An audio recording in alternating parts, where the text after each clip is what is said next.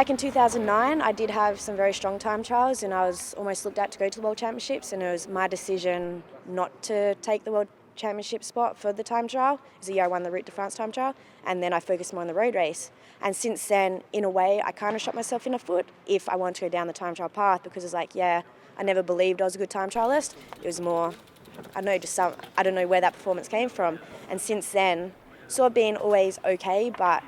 I haven't put a lot of focus on it. So now I think this year the plan is to get us to have time trial bikes at home so we can train on them, because you train on them at least once a week, twice a week preferably, and just practice that position. All the best time trialists in the world, male and female, spend a lot of time on their bike. So because it's so different from the time trial bike to the road bike,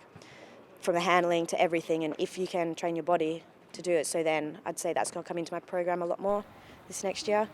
So we're only just receiving the bikes now, because for the women we don't have many time trials until I think April is our first time trial, and then from there, as we build towards World Championships, it's yet a few more throughout the season. And when you talk about technique on the time trial bike, what sort of things do you have to consider that are completely different to what you would on a road bike? I think the biggest technique changes is certainly your bars. So you're riding a lot narrower position. So of course, when you're turning, when you're trying to get momentum, when you're trying to, physics basically,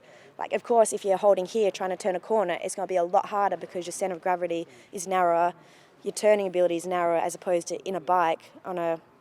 road bike, you're a bit wider, you can really push into the corners different ways. I guess the front end handling is entirely different, so it's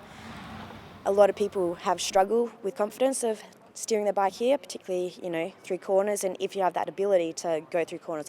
look at Fabian Cancellara, he's a perfect example. The stuff he can do on his time trial bike is incredible compared to what your average time trial, or even your